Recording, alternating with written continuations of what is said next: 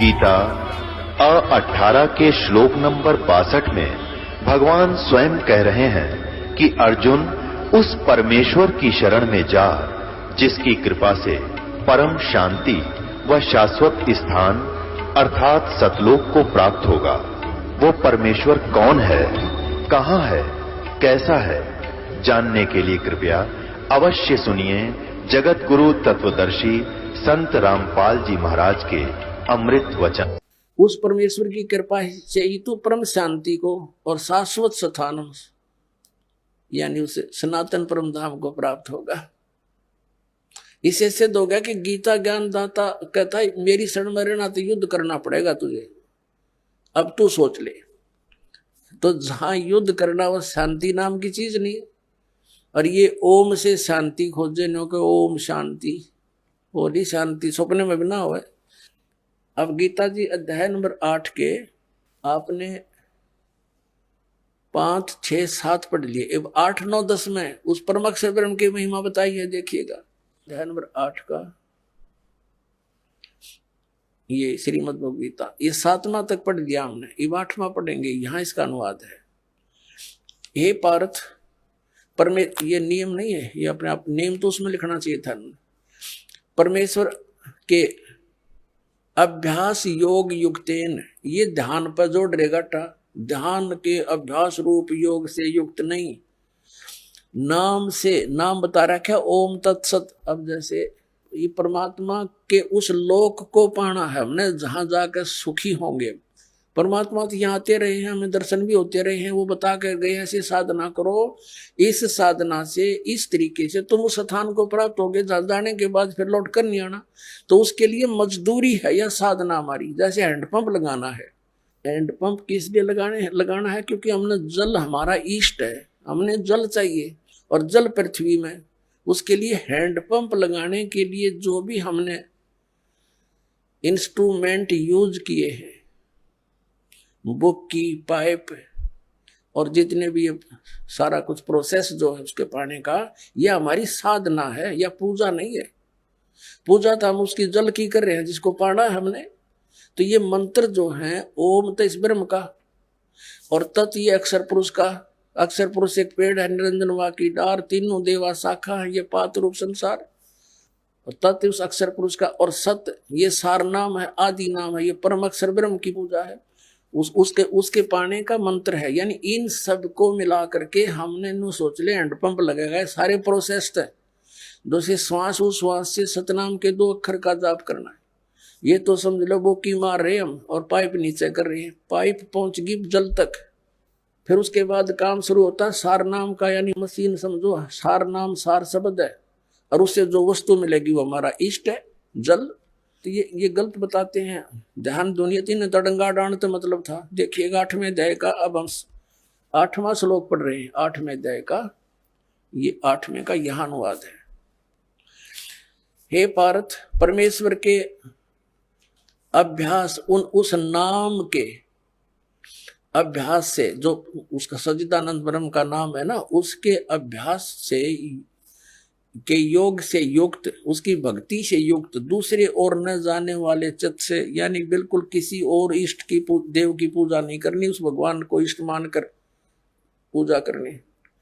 निरंतर चिंतन करता हुआ परम दिव्य पुरुष, परम प्रकाश रूप दिव्य पुरुष को, यानी परमेश्वर को ही प्राप्त होता है। गीता ज्ञान दाता से अन्य को प्राप्त होता है। और 9वें में कहा है जो कवियम,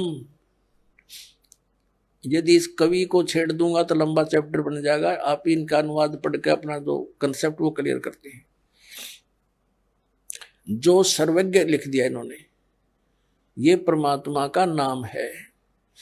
अनादि, सबके नियंत्रता, सूक्ष्म से अति सूक्ष्म, सबके धारण पोषण करने वाले, अत्यंत अचिंत स्वरूप, आदित्य वर्णम, यानी सूर्य की तरह चमकदार, चमकने वाला प्रकाश रूप। अब सूर्य प्रकाश रूप अतः निराकार कैसे हो गया? सूर्य तो साकार है वो परमात्मा, लेकिन उसका शरीर तेजों में है। तम से माने अविद्या से अति परे, सचिदानंद घन परमेश्वर का समन करता हुआ। 8, 9 पढ़ लिया हमने। 10वां 8वें अध्याय का 10वां आ गया। करता हुआ वह भक्ति युक्त पुरुष अंत काल में योग बलेन यानी भक्ति की शक्ति से, योग माने भक्ति, जो साधना हमने की है उस भक्ति की शक्ति से बिरकुटी के मध्य में प्राणों को अच्छी प्रकार स्थापित करके फिर निश्चल मन से श्रवण करता हुआ उस दिव्य परम पुरुष, दिव्य रूप परम पुरुष परमात्मा को ही प्राप्त होता है। उस परमात्मा को, परम अक्षर ब्रह्म को प्राप्त होता है। अपने आत्माओं, इसी के संदर्भ में परमात्मा ने कहा है कि गुण तीनों की भक्ति में ये भूल पड़ो संसार, कहे कबीर निज नाम बिना कैसे उतरो पार। अब आप जी भक्त हैं क्योंकि आप दूध के जले हुए आए हो और अब लस्सी को भी फूकने की चेष्टा करते हो। कई भक्त कहते हैं, एक भक्त आया श्रद्धालु और उसके साथ 4-5 चेले भी, वो चेले ला रहे थे उसको और वो संत था। उन चेलों के समझ में आया, उनको पता लग गया कि ये गुरुजी भी बनेगा पशु। उसको समझा बुझा के लाए, जी देखो हमने चाहिए भगवान, आप भी परमात्मा के लिए प्रयत्न कर रहे हो और आप हमें भी यही बताना चाह रहे हो, परमात्मा की भक्ति करो। आज हमने जो ज्ञान सुना है एक, आप उसका निर्णय करो और चलो आप भी चलो वहां देखो। यहाँ आए, उसने ज्ञान सुना समझा। अब चेलों के कहने से उसने मानना पड़ा, नाम ले लिया। अब देख अब उल्टी गंगा चढ़ाओगे परमात्मा। अब गुरुआ ने चेले पार करवाओगे, इन्हें समझा बुझा के लाओगे। क्यों डले ढोरे, अपने कर्म फोड़ रहे हो आप, कल्याण करवा लो चल के।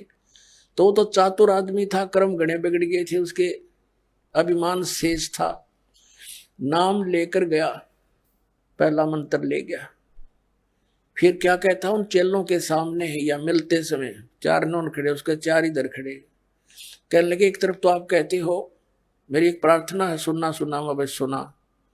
एक तरफ तो कहते हो इनकी पूजा नहीं करनी है, अरे मंत्र वही दे रहे हो, देखो भाई देखो। बता भाई, अब उसने 1 मिनट में क्या समझाऊं मैं क्योंकि उसने तो ये चाहा था कि चेले फिर मेरे चिपके रहे, इनके कल्याण से कोई लिंक नहीं था उसका, अज्ञानी आदमी था। अपने आत्माओं, ये भक्ति नहीं दे रहे हम इनकी। अब जैसे हम विदेश में गए हुए हैं और वहां के जो प्रबंधक हैं, जैसे हमने किसी से कनेक्शन ले रखा बिजली का, किसी से टेलीफोन का और किसी से गैस का, पानी का, या बैंक लोन ले रखा है, तो उनका जो कर्जा वापस दे रहे हैं, देना है, तो क्या उनकी हम पूजा कर रहे हैं? वो तुम्हारा एक इंसानियत के नाते परम करते हो बनता है। उनका टैक्स दें, बिजली वालों का बिल भरे, वो हमारा कनेक्शन जारी रखे। ये क्या उनकी पूजा थोड़ी कर रहे हैं, एहसान थोड़ा हम कर रहे हैं उन पर। हम पैसे दे रहे हैं और उनसे ले रहे हैं, और वो क्या आसान कर रहे हैं हमारे ऊपर। तो इतनी समझ रहेगी, अभिमान छूटता नहीं प्राणी का। तो ये कंसेप्ट क्लियर करना चाहता है दास कि हम इनकी पूजा नहीं करते। हम पूजा तो कबीर परमात्मा की करते हैं, उस सतलोक में जाने की करते हैं। उसके लिए जो जो भी क्रियाएं हमने करनी है वो क्रियाएं कर रहे हैं हम। ये अब इनकी मजदूरी कर रहे हैं, साधना कर रहे हैं, पूजा नहीं कर रहे हम।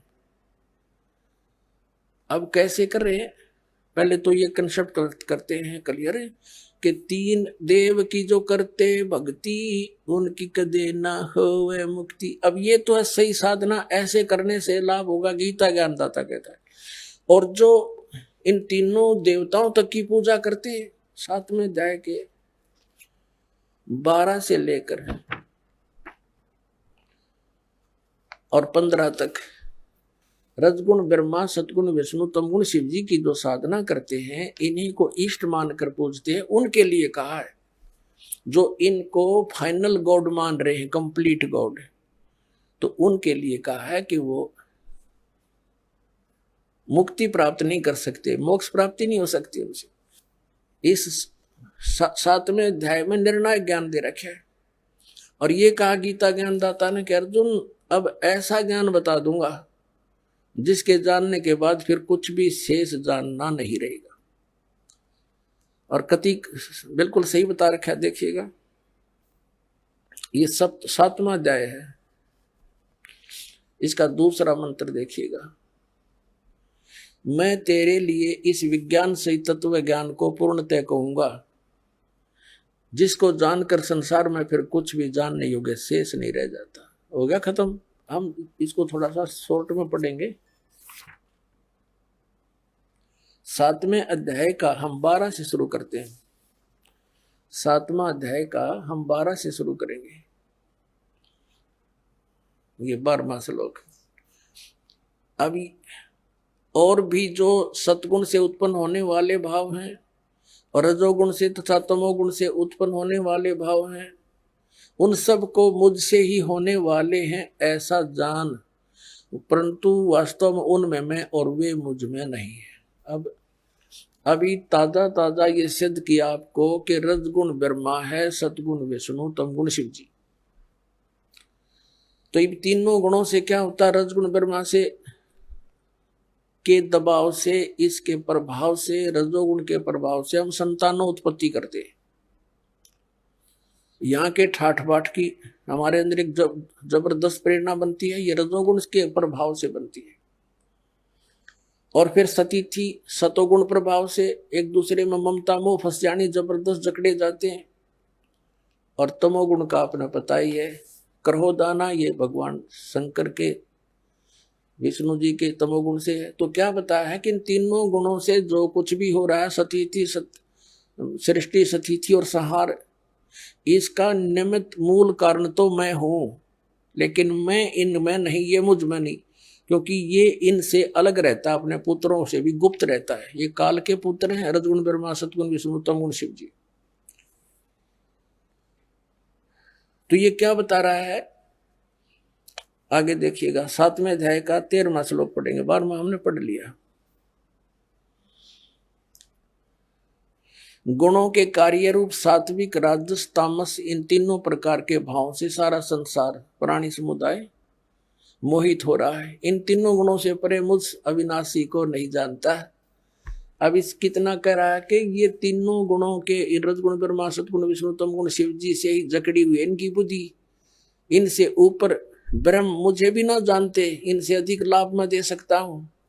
आगे देखना 14वें में क्या किया। अध्याय नंबर 7 के श्लोक नंबर हम 14 को पढ़ रहे हैं।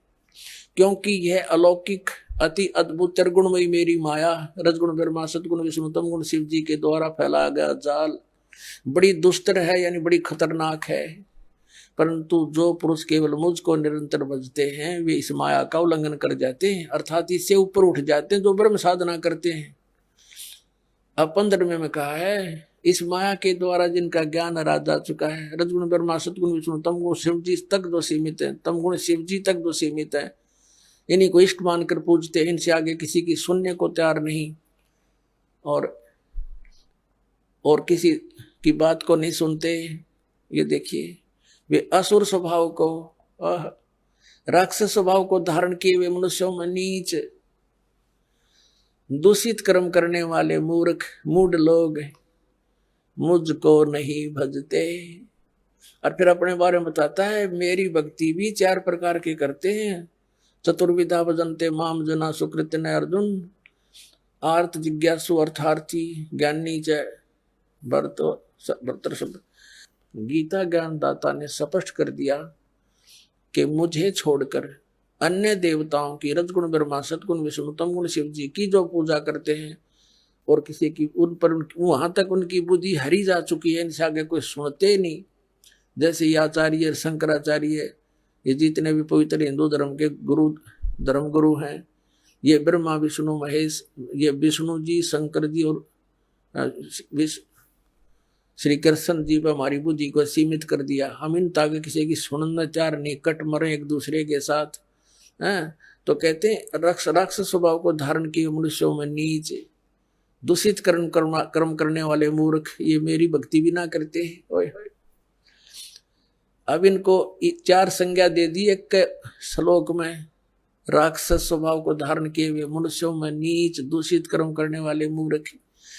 अब थोड़ा सा प्रमाण देते हैं। जैसे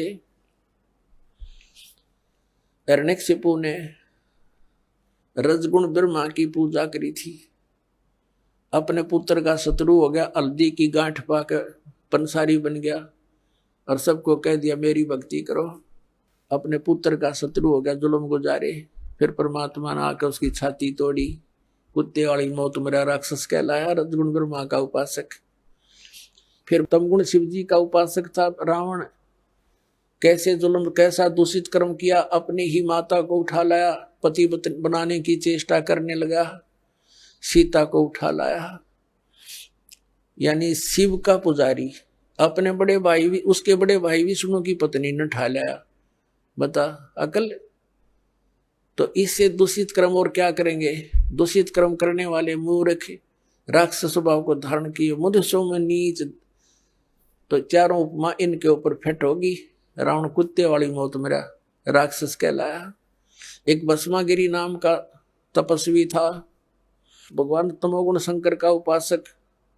उसके द्वार के सामने, गेट के सामने ऊपर न पैर करके नीचे न सिर, सिरासन पर तपस्या शुरू कर दी, हठयोग। एक दिन पार्वती ने कहा कि भगवान आपका उपासक क्या मांगता दे दो, आप तो समर्थ है। तो शिव जी ने पूछा कि बोल भाई क्या मांगते हो भस्मागिरी। भस्मागिरी ने कहा भगवान वचनबद्ध हो जाओ तो मांगो। शंकर भगवान ने कहा ठीक है भाई तथास्तु, हो गया वचनबद्ध, बोल। एकदम खड़ा हो गया, सीधा ऊपर ने सिर करके कहने लगा भगवान ये भस्म कड़ा दे दो जो अपना हाथ में पहन रखा है। भगवान श्री शंकर जी ने सोचा साधु संत है, जंगल में रहता है, अपनी रक्षा के लिए मांगता होगा, निकाल के दे दिया और वचनबद्ध हो ही गए थे। अब ज्यों ही उस राक्षस के हाथ में वो कड़ा आया, उसी समय कह दिया कि होले होशियार शिव जी तुझे मारूंगा, मैं इसलिए साधना कर रहा था और पार्वती को पत्नी बनाऊंगा। हा हा हा हा, एकदम बदल गया थे। और अब देख लिया भगवान शिव ने भी, भाई तो बात बिगड़ गई, राक्षस की इसकी वह चेहरा है बदल गया एकदम। तो भगवान शंकर भाग लिए वहां से अपनी जान बचा के। अपने आत्मा में देखो, आगे आगे तो भगवान और पाछे पुजारी, जा खागड़ा जोटे की तरफ आगे। और ये आज तक हमने मूर्ख बना रहे हैं ये संत, क्योंकि वो मृत्युंजय, कालज्ञ, सर्वशक्तिमान, महेश्वर, सर्वशक्तिमान। बताइए, मृत्युंजय था, डर के भाग गया। कबीर साहब थे मृत्युंजय, उनको ऐसे ऐसे जुल्म गुजारे, तोब लगा दी थी परमात्मा को मारने के लिए, दरिया में डाल दिया था, गंगा में, नौका में बैठा ले गया, हथकड़ी जोड़ बांध कर, पैरों में बेड़ी बांध कर और गंगा में डाल दिया। हथकड़ी अपने आप टूट गई, बेड़ी निकल गया था गले से, जल के ऊपर बैठ गए भगवान। तोब के गोले छोड़ दिए उन दुष्टों ने, 4 पैर 12 घंटे तक तोब के गोले मारते रहे, एक भी निकट नहीं गया। वो थे मृत्युंजय। अब उधर से आगे आगे भगवान शिव जी भाग रहे हैं, पीछे पीछे भस्मागिरी फुल स्पीड पे। अब परमात्मा आकर जान बचाता है इनकी।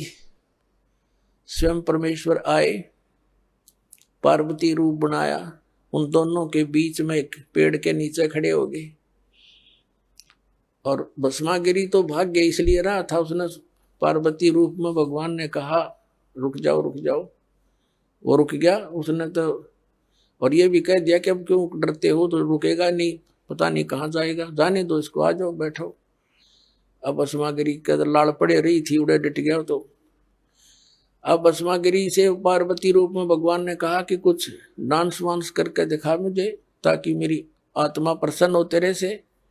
तो वो कहने लगा मैं ऋषि तपस्वी व्यक्ति, मैंने कभी डांस किया नहीं।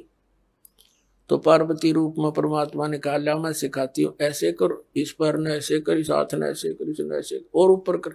जिसमें कड़ा ले रखा था ना भस्म कंडा, उसको जब सिर पा लिया भस्मागिरी का, जब कह दिया भस्म, वो भस्मागिरी मर गया।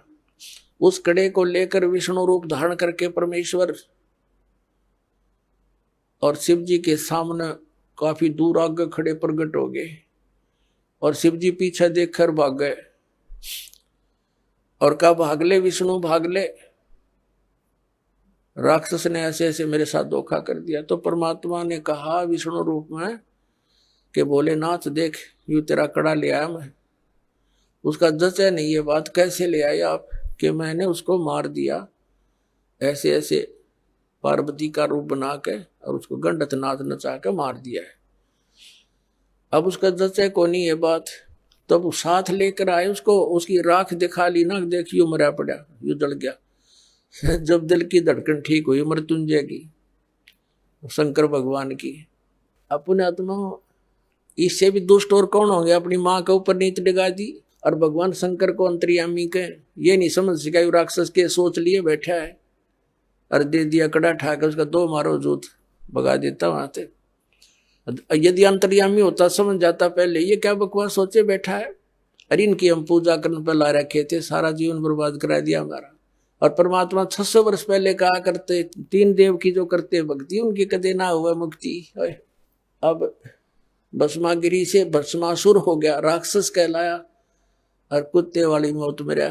ऐसे दूषित कर्म, ऐसे जुल्म, अपनी माँ पर नीत डिगा रहा, यानी देव इष्ट देव रूप में पूजे, उसकी पत्नी पर दोष मन में नीच के, इससे बुंडा और कौन, इससे दुष्ट और कौन होगा। फिर तीसरे आते हैं विष्णु के उपासक वैष्णव।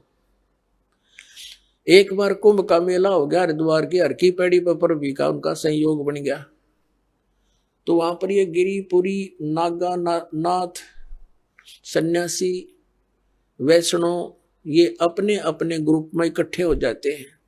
नागा का अलग ग्रुप, सन्यासियों का अलग, वैष्णव का अलग, नाथों का अलग, कनपाड़े नाथ न्यारे। ये नागा तो हैं भगवान तमोगुण शिव के उपासक, और वैष्णव साधु हैं ये भगवान विष्णु सतोगुण के उपासक। इनका एक समय निर्धारित होता है, घंटे आध घंटे का जितना भी होता है, कि उसके दौरान जो नहा लिया सो नहा लिया, ये मानते हैं उसका कल्याण हो गया। अब गए थे कल्याण करवाने और फिर क्या हुआ उनका वहां पर, अब स्नान करने का जो समय आ गया उनका, पर भी लगनी थी कुंभ के मेले की, तो सभी अपने अपने ग्रुप में चल पड़ते हैं। नागा अलग से, वैष्णव अलग से, नाथ न्यारे सन्यासी भिन्न अपने अपने खेमे में चल पड़ते। तो सबसे पहले नागा पहुंच गए, कति नंगे रहते हैं वह, और वो हरकी पैड़ियों पर सब जगह खड़े हो गए, नहाने की पोजीशन पकड़ गए। पीछे से वैष्णु साधु आगे, सतोगुण विष्णु जी के उपासक। उन वैष्णव ने कहा कि नागाओं पहले हम स्नान करेंगे, हम सर्वश्रेष्ठ हैं, तुम बाद में नहाना। अब नागा कहने लगे नहीं, हम सर्वश्रेष्ठ हैं, हम त्यागी और बैरागी हैं, हम नी इच्छा रहते, हम वस्त्र भी धारण नहीं करते, हम बिल्कुल निर्लेप है। तो विष्णु के उपासक वैष्णु साधु कहने लगे शरण फेरो, तुम टट्टी के हाथ धोते नहीं, राख लपेटे आंडो, गधे की तरह लोट मारो, आज तुम प्रथम नहाने वाले हो गए, पहले हम नहाएंगे, तुम बाहर आओ। अब ये वचन सुनकर अब वो तमोगुण के पुजारी हो गए उल्टे और पकड़ लिए उनके सिर के वो जटा, पकड़ पकड़ के वो उसकी पकड़ रहा और वो उसकी लट्ठम लट्ठा, मुक्का मुक्का बुड़के काटे, मुखों से काटे, फिर तलवार निकाल लाए, कटारी मारे एक दूसरे के छुर्रे गोप दे। 25,000 ये चरगुण उपासक ये कटका मर गए वहां पर। हर पैड़ी के ऊपर, हर की पैड़ियों पर गंगा का पानी लाल बना दिया, लाश उसके अंदर 100 बहा दिए नरे। तो इसके विषय में सूक्ष्म वेद के अंदर परमात्मा ने कहा है, तीर तुपक तलवार कटारी जमदड़ जोर बदावे है, हर पैड़ी हर हेत न जाण्या वाजा तेग चलावे है, काटे शीस नहीं दल करुणा ये जग में साध कवावे है, जो जन इनके दर्शन को जावे उनको भी नरक पठावे। ओए। अब क्या बताते हैं कि तीर कटारी तलवार ठोके एक दूसरे में। अरे ये तीर तीर तुपक तलवार कटारी नौके जम धड़ जोर बधावे हैं, यानी कति डट के युद्ध किया उन्होंने। और हर पैड़ी हर हेत नहीं जाण्या, वहां जा कर्द चलावे हैं भगवान। हर पैड़ी को है भगवान का प्रेम भी नहीं, और आपस में कटका मर गए वहां पर। काटे शीश नहीं दल करुणा, ये जग में साध गवावे हैं। इनका इतनी दया नहीं, राक्षस से भी बुरे ये। काटे शीश नहीं दल करुणा, ये जग में साध गवावे हैं, और जो जन इनके दर्शन को जावे। इसे ऐसे व्यक्तियों के पास जो जागा उनको यही पाठ पढ़ाओगे कटने और मरने का, तो उनको भी नरक पठावे। तो पुण्यात्मा परमात्मा 600 वर्ष पहले कहा करते, गुण तीनों की भक्ति में ये भूल पड़ो संसार, कहे कबीर निज नाम बिना कैसे उतरो पार। तीन देव की जो करते भक्ति, उनकी कभी न होवे मुक्ति। अपने आत्मा परमात्मा ये कहा करते कि उन्होंने ये नहीं कहा कि ये हमारे ब्रह्मा विष्णु महेश तुम्हारे दुश्मन नहीं बताए, ये अपने भाई बहन हैं और काल का फंस गई अच्छी आत्माएं हैं। इनको बना दिया यहाँ का चौधरी, इनकी मृत्यु होगी जब इनको गधे बना कर छोड़ देगा और नई तैयार कर लेगा। आप मत है, ये तो हमारा दुरुपयोग कर रहा है। और दुर्भाग्य उन देवताओं का, ब्रह्मा विष्णु महेश का, जो आज स्वर्ग में बैठे हैं, उनके हाथ से ये प्राइम टाइम निकल गया इनका, जो आज आपको प्राप्त हो रहा है। ये समय है।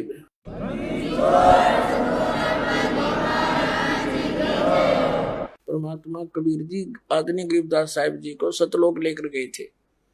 वह सब सतीथि से परिचित करा कर, ब्रह्मा विष्णु महेश की परिचित सतीथि से परिचित करा कर वापस छोड़ दिया। उसके बाद उन्होंने कहा था, तीनों देवा कमल दल बसे, ये ब्रह्मा विष्णु महेश, प्रथम इनकी वंदना फिर सुन सतगुरु उपदेश। उन्होंने कहा था कि ब्रह्मा विष्णु ये तीनों देवा कमल दल में बसते, हमारे कमलों में, इन दलों में अंदर रहते हैं। और प्रथम इनकी वंदना, ये मंत्र जो करते हैं इनकी साधना करते हैं। और फिर सुन सतगुरु उपदेश, सतगुरु के ज्ञान को सुनो और उसका पूरा कंप्लीट कोर्स लो, तब ये बात बनेगी। अब ब्रह्मा विष्णु महेश हमारे कोई दुश्मन नहीं है। कई कहते हैं कि आपके गुरु जी तो ब्रह्मा विष्णु महेश की को छुड़वाते हैं। ब्रह्मा विष्णु महेश को हम छुड़वा सकते हैं? हम कोई बालक हैं? अब जैसे ऊर्ध्व मूलम अधः शाखम, ऊपर को जड़ वाला, नीचे को तीनों गुण रूपी शाखा वाला, उल्टा लटका हुआ संसार रूपी वृक्ष है। अब इसमें क्या है? ऊपर को जड़ता पूर्ण परमात्मा, नीचे को तीनों गुण रूपी संसार रूपी वृक्ष की शाखा है। तो क्या कोई शाखा को काट देगा बुद्धिमान व्यक्ति? पेड़ की शाखा को कोई काटने की कहेगा कि इसको तो फेंक दो काट के, फिर लटका के करेंगे बाकी का हम। परमात्मा कहा करते कि जैसे कोई हमने भक्ति रूपी पौधा बीजना है और हम नर्सरी से कोई पौधा लाए, कैसे बीजेंगे? उसको गड्ढा खोदेंगे और उस गड्ढे में उसको जड़ों की तरफ से दबाकर मिट्टी में, फिर उस जड़ों की मूल की सिंचाई करेंगे। तो मूल की यानी जड़ की पूजा करेंगे हम, तो वो पौधा पेड़ बनेगा, उसकी टहनियां बड़ी बड़ी हो जाएंगी, तीनों गुण रूपी शाखा। तो उन शाखाओं का फल लगेगा और फल के लिए हम सारा प्रोसेस अपना कर रहे हैं, फल प्राप्ति के लिए हम कर रहे हैं। तो वो हमने तोड़ने नहीं होते, हमने ऐसे करना है, अपनी way of worship according to the spiritual करना है, शास्त्रों के अनुसार करना। देखना, ये समझ लो हम एक पौधा लाए तो ये है बुद्धिमता। जड़ों को गमले में यानी मिट्टी में डाला, दबा दिया और पूजा शुरू कर दी। सिंचाई ये जड़ कबीर परमात्मा है इस संसार रूपी वृक्ष की। अब ये हमने जड़ों को पूजना है, इन ब्रह्मा विष्णु महेश की पूजा नहीं। हम क्या कर रहे हैं, ऐसे कर रहे हैं। ये बता बाल कौन काम कर रखे हमने, हंसी नहीं आवे। हम ऐसी पूजा कर रहे हैं, उल्टा काम कर लिया हमने। ब्रह्मा विष्णु महेश को हम इष्ट रूप में पूज रहे हैं, गमले में ला दिए ब्रह्मा विष्णु महेश और ये पूजा कर रहे हैं। तो कोई क्या कहेगा, समझदार व्यक्ति ने घर सीधा कर ले इसने, और वो लड़े हट जा दूर, खबरदार तूने क्या कर दिया। अब देखो जड़ छोड़ दी हमने, अब जड़ ऊपर रहेगी तो पौधा भक्ति रूपी पौधा सूख गया। ये यूजलेस है, ये शास्त्र विधि को त्याग कर शास्त्र विरुद्ध साधना है, ये उल्टा लट बीजा हुआ भक्ति रूपी पौधा। और हमने ऐसे करने को कहा तो इसमें इसकी पूजा करेंगे भगवान कबीर साहब की, फिर हमारे शास्त्र अनुकूल कर्म बनेंगे। शास्त्र अनुकूल संस्कार होने से ये फल ब्रह्मा विष्णु महेश ने देना हमारे को, क्योंकि यहाँ के ये प्रधान है, इबिन का फल लगेंगे। अब इसका प्रमाण देते हैं। अपने आत्मा परमात्मा ये कहा करते, तुम साधना ठीक करो और फिर अब आपको लाभ होगा पूरा। अब तुम साधना कर रहे हो उनकी जो आपको कुछ दे ही नहीं सकते। अब जैसे आप किसी फैक्ट्री मालिक की नौकरी कर रहे हो, तो नौकरी उसकी कर रहे हो, आपकी हाजिरी लगकर तनख्वाह बनकर कैशियर के पास आती है, अकाउंटेंट के पास आती है। अब तनख्वाह तो देंगे अकाउंटेंट और वो कैशियर, लेकिन वो देंगे आपका वर्क डन, और वो भी उस मालिक की मजदूरी करोगे। तो यदि उस आप लागे अकाउंटेंट और कैशियर की जूते साफ कर, उसकी प्लेट धोना, वह नौकरी दी छोड़ आपने, वो खाक देंगे आपको, लोग भाज्य तो चाह बिना प्याओ टाइम पे।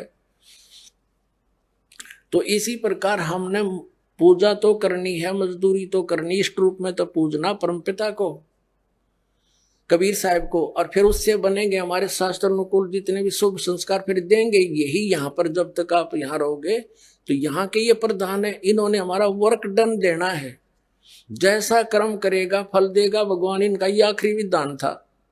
तो ये भगवान तो वर्क डन ही दे सकते, इसमें ऐड नहीं कर सकते। और फैक्ट्री मालिक बनवाने के रखे दे तोहफे में, यानी परमात्मा हमारे मालिक हैं, मालिक तो कुछ भी दे सकता है।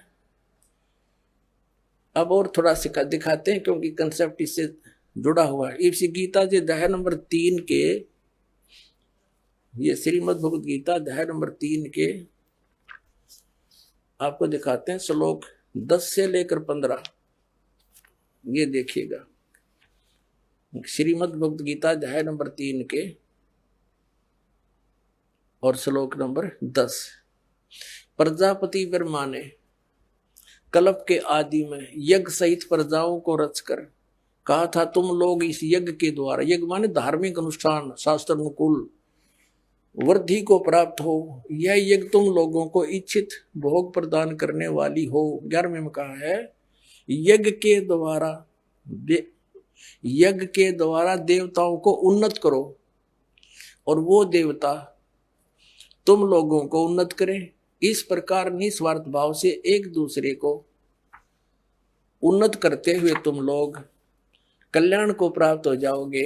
12वें में फिर कहा है, यज्ञ के द्वारा बढ़ाए गए देवता, बताओ देवता ने क्या हम पकड़ कर बढ़ावांगे, खींच कर बढ़ावांगे उन्हें। अब ये विधि बता रखी है कि शास्त्र अनुकूल साधना करने से, जड़ की पूजा करने से ये तीनों देवता रूपी शाखा बढ़ जाएंगी, बड़ी हो जाएंगी, फिर ये फल देंगे। देखिए, यज्ञ के द्वारा शास्त्र अनुकूल साधना के द्वारा बढ़ाए हुए यानी बढ़े हुए देवता, ये तीनों शाखाएं तुम लोगों के बिना मांगे ही इच्छित भोग निश्चय देते रहेंगे। उन देवताओं को दिए हुए भोगों को जो पुरुष उनके बिना दिए स्वयं भोगता है वह चोर है।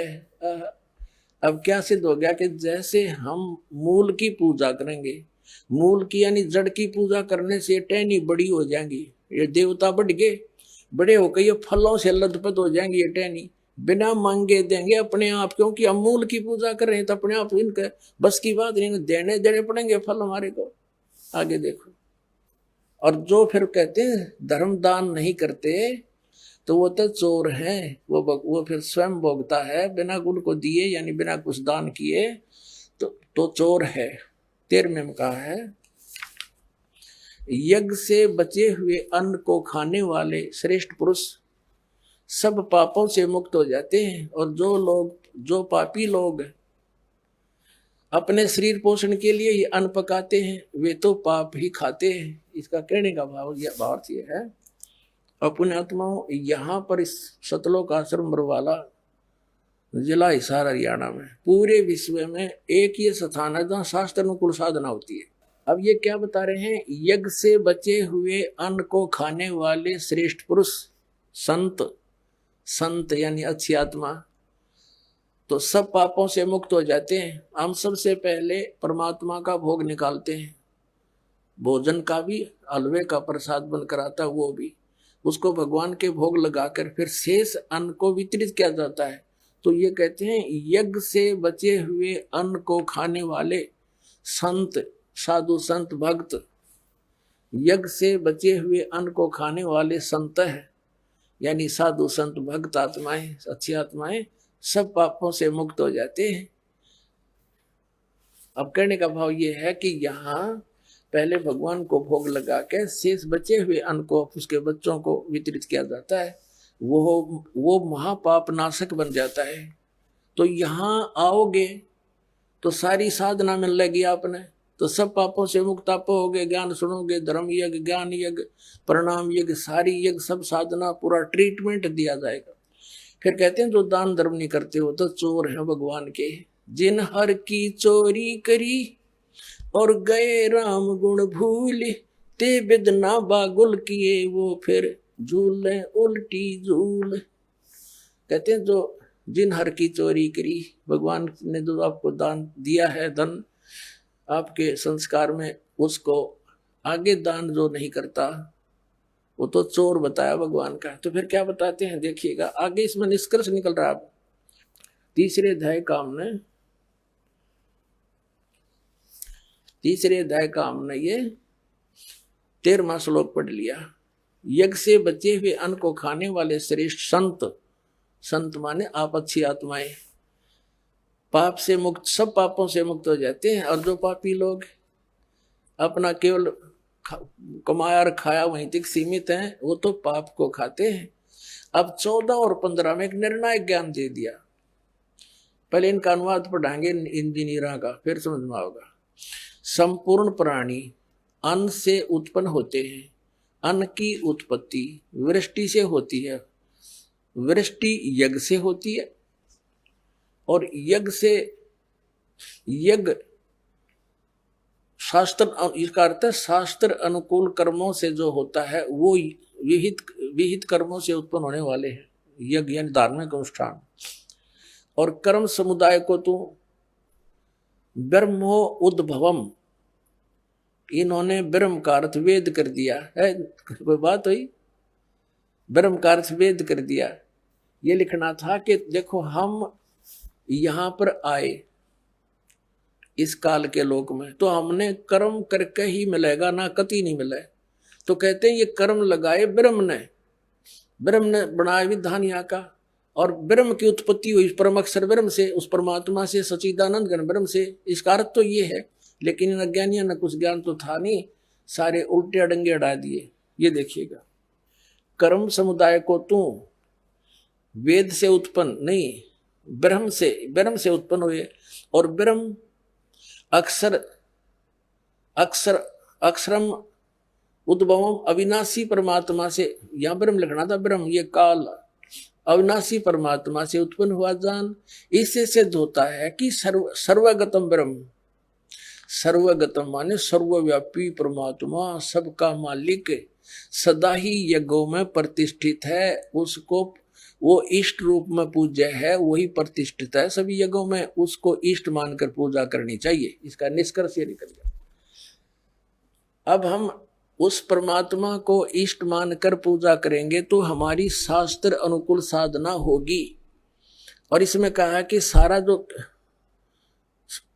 शास्त्रानुकूल साधना करने से हमारे शुभ संस्कार बनेंगे, ये भक्ति रूपी पौधा बड़ा होगा, ब्रह्मा विष्णु महेश के पास हमारे संस्कार जाएंगे और ये बिना मांगे आपको देंगे, आपको बिना मांगे देंगे। जैसे फल लदपद हो गए टहनिया के, आप भी खाओ, रिश्तेदार भी ले जाओ और पड़ोसी भी तोड़ ले जाओ तो भी समाप्त ना हो। तो इतना इस प्रकार हमारा ये पूरा भक्ति क्रम पूरा होता है। तो हम आपको सबसे पहले परमात्मा ने कहा है कि तीनों देवा इन कमल दलों में बसे, ये ब्रह्मा विष्णु महेश, और प्रथम इनकी वंदना और फिर सतगुरु उपदेश। तो हम इनकी पूजा नहीं कर रहे, हम किसी का किराया दे रहे हैं, जैसे हम टैक्स भर रहे हैं बिजली का, हम बिल भर रहे हैं इसका टेलीफोन का, वो पूजा थोड़ी कर रहे हैं, वो तो हम उनको दे रहे हैं। तो हमें हमारी सुविधाएं जारी रखेंगे, नहीं देंगे तो कनेक्शन काट देंगे। तो हम शास्त्र अनुकूल साधना कंप्लीट कोर्स ना करके अपनी अपनी डफली पीट रहे हैं। जिस कारण से हम परमात्मा से मिलने वाली साधना से वंचित होकर के हम नास्तिक होते जा रहे थे। अब परमात्मा ने दया करी आपके ऊपर है और इस दास के ऊपर है। इस दास को बनाया वो तत्वदर्शी संत, और जो ज्ञान परमात्मा 600 वर्ष पहले छुपा के थे खजाना, इस दास को चाबी दे दी।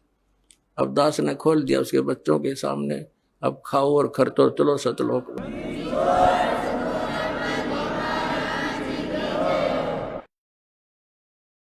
परम पिता परमात्मा पूर्ण ब्रह्म, सारी सृष्टि के रचनहार, सर्व प्राणियों के दाता, सर्व प्राणियों के सृजनहार, कबीर देव कबीर साहब, ये हमारे परम पिता हैं।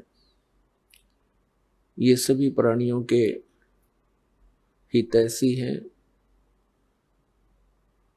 जिन पुण्यात्माओं को मानव शरीर प्राप्त हो चुका है, और वो भी इस कलयुग के ऐसे समय में जिसको कलयुग का मोक्ष समय कह सकते हैं, तो धन्य है उन पुण्यात्माओं के उन पुण्य संस्कारों को, और धन्य है उनके माता पिता को जिनसे जन्म हुआ। परमात्मा कहते हैं, मात पिता मिल जाएंगे, मात पिता मिल जाएंगे, 184 माही, सतगुरु सेवा और बंदगी, ये फेर मिलन की नहीं। कबीर परमेश्वर जी कहते हैं कि माता पिता तो आपको इस 84 लाख योनियों में भटकते हुए बहुत मिल जाएंगे। मनुष्य जीवन होगा वहां माता पिता होंगे, कुत्ते का जीवन होगा वहां माता पिता मिल जाएंगे, सूअर का जन्म होगा वहां माता पिता मिल जाएंगे, लेकिन सतगुरु सेवा और बंदगी ये फेर मिलन की ना। पुण्यात्मा, हम कहाँ रह रहे हैं, कैसे लोक में हम जीवन व्यतीत कर रहे हैं, ये हमें कभी विशेष आभास हुआ नहीं। हम क्यों मर रहे हैं, क्यों हम रोगी कोढ़ी हो रहे हैं, क्यों हम सारा दिन भटक रहे हैं कोई ना कोई टेंशन लिए हुए। अब हमने ये सोचा ही नहीं, इतने कष्ट के अंदर भी हम फिर जीवन की इच्छा ही किए रहते हैं, क्योंकि हमारे ऊपर एक प्रेशर है इस त्रिगुणमयी माया का। त्रिगुणमयी माया कौन सी है? रजगुण ब्रह्मा जी, सतगुण विष्णु जी, तमगुण शिव जी के अंदर से निकल रही वो गुप्त किरणें, वो तरंगे उनके गुणों की, वो हमें प्रभावित कर रही है। कैसे कर रही हैं? जैसे वो भगवान अपनी राजधानियों में, अपने लोकों में रहते हैं, उनसे निकल रही ये तरंगें हमें यहां प्रभावित कर रही है। जैसे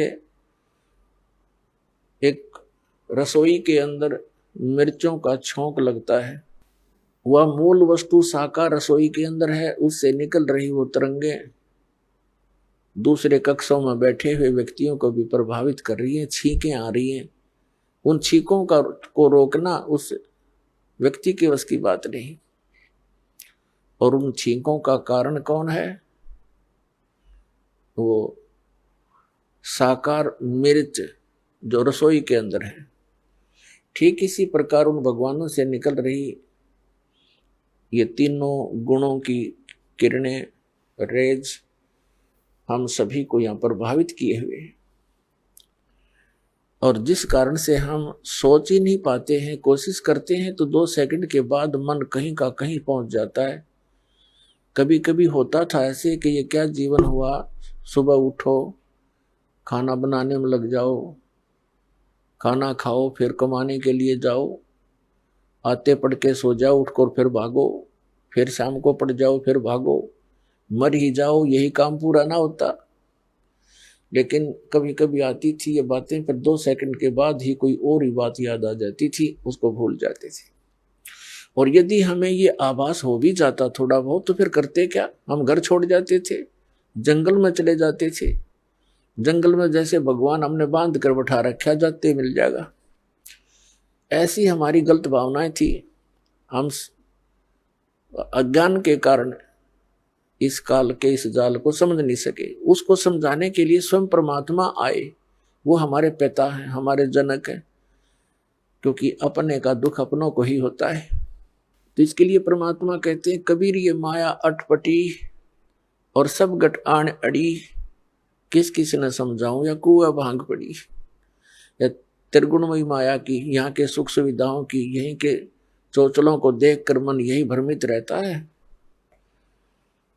तो ये भांग पी रखी हमने, नहीं, जब ये भांग उतर जाएगी, आप बाकी का जीवन गिन गिन कर काटोगे, भगवान कद पीछा छूटे इस गंदे लोक ते। अरिवज्ञानता के कारण हम यही सुविधाएं, यही जुटाने के लिए लगे रहते हैं, यही की सुख सुविधाएं प्राप्त करने के लिए हम संतों ऋषियों के पास मंदिरों मस्जिदों में जाते रहते हैं। और ये हमारे साथ ना चली और जीवन सारा इन्हीं की जोड़ जुगाड़ में व्यर्थ हो जाता है। तो वो ज्ञान परमात्मा ने आके दिया। तो यहाँ बताया है कि माता पिता मिल जाएंगे 184 में, और सतगुरु सेवा और बंदगी भाई फिर मिलन की ना। अपन आत्मा सतगुरु शब्द एक बहुत महत्वपूर्ण है। अब जैसे गुरु किसे कहते हैं? गुरु उसको कहते हैं जो मार्गदर्शन करता है, वो अपने अक्षेत्र का मास्टर होता है।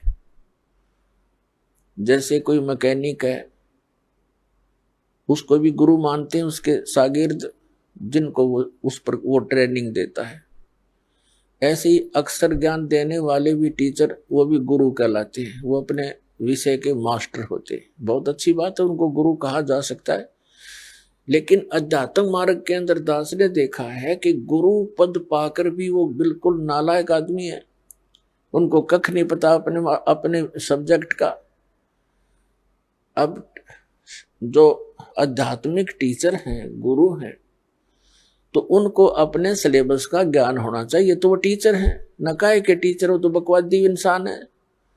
जिस अध्यापक को अपने सिलेबस का ज्ञान नहीं, अपने सब्जेक्ट से परिचित नहीं, उसके बाहर का ज्ञान विद्यार्थियों को सुना रहा है, तो विद्यार्थियों का शत्रु है वो व्यक्ति।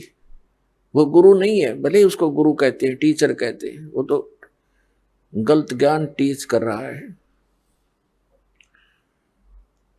तो यहां सतगुरु शब्द की इसलिए आवश्यकता पड़ी कि ये गुरु पद पर विराजमान व्यक्ति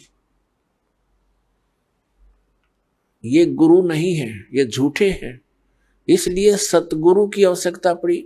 सच्चा गुरु, सच्चा टीचर, रियल टीचर।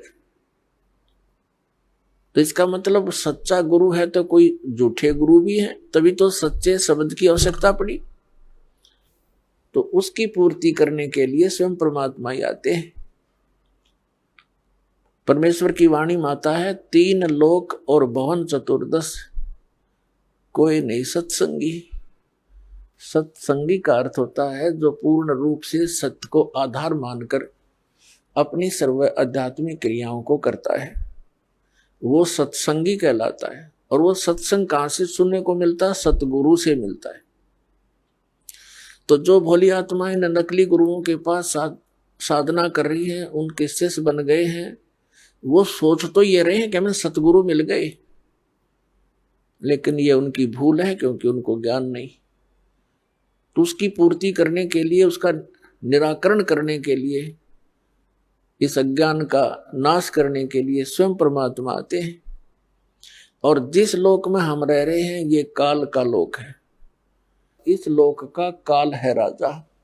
और ये माया जाल पसारा हो, चल अंसा सतलोक हमारे, छोड़ो यो संसारा हो। तो पुण्यात्माओं, वो परमात्मा स्वयं यहां आते हैं, वही एक सतगुरु की भूमिका करते हैं, वही एक सच्चे भगत की भूमिका करते हैं, वही एक सच्चे संत की भूमिका करते हैं। आइए अब हम उन श्रद्धालुओं के अनुभव जानते हैं जो जगत गुरु तत्वदर्शी संत रामपाल जी महाराज जी से दीक्षा प्राप्त कर चुके हैं तथा उनके द्वारा बताए गए भक्ति मार्ग पर चल रहे हैं। नमस्कार जी। सत साहिब जी। क्या नाम है आपका? मेरा नाम निशा दासी है। निशा जी, आप कहाँ के रहने वाले हैं? मैं गांव करसोला, जिला जींद, हरियाणा की रहने वाली हूँ। संत रामपाल जी महाराज से आपने नाम दीक्षा कब ली? संत रामपाल जी महाराज जी से नाम दीक्षा मैंने जब ली थी, जब मैं 3 वर्ष की थी। संत रामपाल जी महाराज से नाम दीक्षा लेने से पहले आप बहुत ही छोटी सी उम्र के थे, तो इतनी छोटी ही उम्र में संत रामपाल जी महाराज की शरण आपको कैसे मिली? मेरे जन्म होने से पहले ही मेरे माता पिता ने संत रामपाल जी महाराज जी से नाम दीक्षा ले रखी थी। तो मेरे होने के बाद उन्होंने मुझे संत रामपाल जी महाराज जी से नाम दीक्षा दिलाई। संत रामपाल जी महाराज के लाखों शिष्यों से जब हम मिलते हैं तो उन्हें संत रामपाल जी महाराज से नाम दीक्षा लेने के बाद अनेकों शारीरिक, मानसिक, आर्थिक लाभ मिलते हैं। और आप तो छोटी सी ही उम्र में संत रामपाल जी महाराज की शरण में आ गए थे, तो क्या संत रामपाल जी महाराज की शरण में आने के बाद आपको भी कोई लाभ प्राप्त हुए? हाँ जी, संत रामपाल जी महाराज जी से नाम दीक्षा लेने के बाद हमें अनेकों लाभ प्राप्त हुए। सबसे पहले आध्यात्मिक लाभ प्राप्त हुआ, जिससे हमें मोक्ष का रास्ता प्राप्त हुआ, जिससे हम सतलोक जा सकते हैं। उसके बाद मेरी मम्मी एक दिन कपड़े धो रही थी, कपड़े धो लिए थे, उसके बाद वो स्विच निकालने लगी तो वहाँ पे बिजली ने उनको पकड़ लिया। उसके बाद उन्होंने मुझे आवाज़ लगाई। बिजली पे पकड़ने के बाद किसी की आवाज़ नहीं निकलती, लेकिन संत रामपाल जी महाराज की दया से मेरी मम्मी की आवाज़ निकली। उन्होंने मुझे बुलाया और मैं उनको छूने के लिए भाग रही थी। मेरी छोटी उम्र थी, मेरी मम्मी की ये भी आवाज़ निकली कि मुझे मत छू। उसके बाद मैं किसी को बुलाने के लिए गई तो एक के वहाँ पे नहीं थे, तो मैं वापस आई। इतने में मेरी मम्मी को गुरुजी के दर्शन हुए। हमारे वहाँ पे टीन लगी हुई थी, उसके ऊपर गुरुजी आए और उनको दर्शन दिए। दर्शन देने के बाद उन्होंने मेरी मम्मी को बिल्कुल साइड में बिल्कुल आराम से बिठा दिया। सामने प्रणाम स्थल था, तो उन्होंने वहाँ पे प्रणाम की। इतने में मैं आ गई थी। गुरुजी की दया से मेरी मम्मी को गुरुजी ने बचा लिया। मेरी मम्मी 10 मिनट तक बिजली पे रही थी। 10 मिनट बिजली पर रहने के बाद कोई भी इंसान बच नहीं सकता। संत रामपाल जी महाराज की दया से मेरी मम्मी को जीवन दान मिला।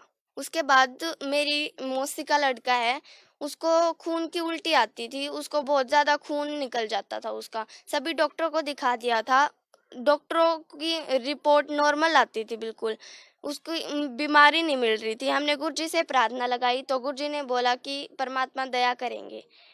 संत रामपाल जी महाराज जी की दया से प्रार्थना होने के बाद उसका खून आना भी बंद हो गया। उसके बाद मेरी बहुत छोटी उम्र थी, मैं 3-4 साल की थी और राड की टंकी गर्म हो रही थी, वहाँ पे पानी गर्म हो रहा था और मैंने उस टंकी के अंदर हाथ डाल दिए और मेरे मम्मी ने देखा तो उन्होंने भाग के मेरे हाथ निकाले। मेरे हाथ हल्के हल्के गर्म थे बिल्कुल, और नहीं, इतने गर्म पानी में हाथ बच्चे के जल जाते हैं। संत रामपाल जी महाराज की दया से मेरे हाथ हल्के हल्के गर्म थे, उन्होंने मुझे जीवन दान दिया। उसके बाद मुझे 2 बार टाइफाइड हो चुका था। टाइफाइड होने के बाद मेरा बुखार 104 डिग्री पर रहता था। हमने गुरु जी से प्रार्थना की तो गुरु जी ने बोला कि मालिक दया करेंगे। प्रार्थना होने के बाद मेरी रिपोर्ट करवाई तो रिपोर्ट नॉर्मल आई। गुरु जी ने मुझे भी जीवन दान दिया। निशा जी, आपकी उम्र कितनी है? मेरी उम्र 11 साल है। निशा जी, 11 साल की उम्र में ही आपको आध्यात्मिक मार्ग मिला, मोक्ष का रास्ता मिला। क्या एक्चुअल में आप जानते हैं कि मोक्ष का मीनिंग क्या है? मोक्ष, हम जो पृथ्वी लोक है, हम काल के बंधन में आए हुए हैं। हमने गलती की थी सतलोक में, तो हम काल के इस मृत्यु लोक में आए हुए हैं। हमारे जन्म मृत्यु होता है यहाँ पे, और जब ये जन्म मृत्यु का रोग कट जाता है उसको मोक्ष बोलते हैं। संत रामपाल जी महाराज ऐसी भक्ति बताते हैं जिससे हम मोक्ष प्राप्त कर सकते हैं और अपने निज धाम सतलोक में जा सकते हैं।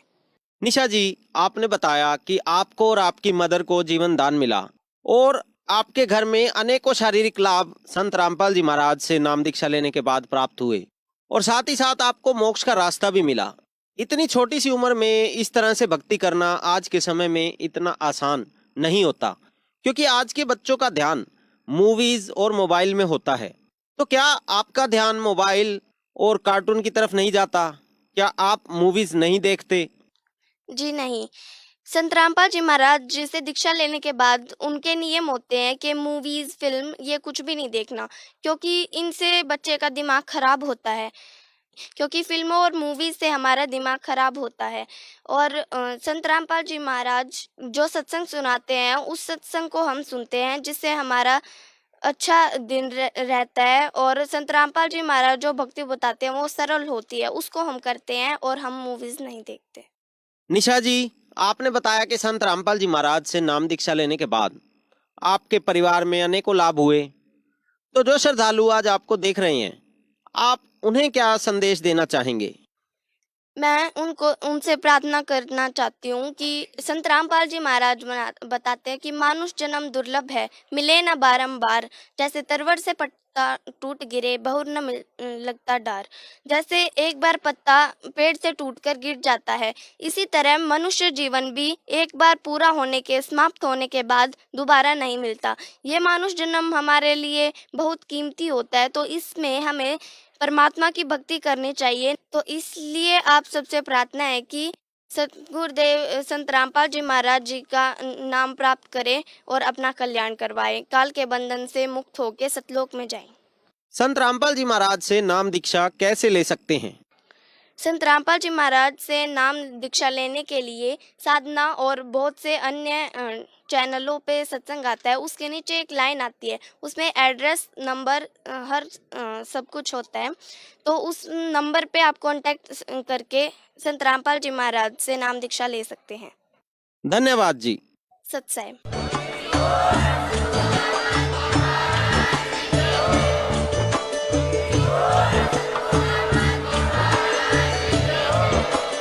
आप सुन रहे थे जगत गुरु तत्वदर्शी संत रामपाल जी महाराज जी के मंगल प्रवचन। अधिक जानकारी के लिए विजिट कीजिए हमारी वेबसाइट www.jagatgururampalji.org। संत रामपाल जी महाराज जी के शुभ आशीर्वाद से पूरे विश्व भर में 500 से भी ज्यादा नाम दीक्षा केंद्र हैं, जिन पर संत रामपाल जी महाराज जी द्वारा ऑनलाइन निशुल्क नाम दीक्षा दी जा रही है। अपने नजदीकी नाम दीक्षा केंद्र का पता करने के लिए संपर्क करें 82228805।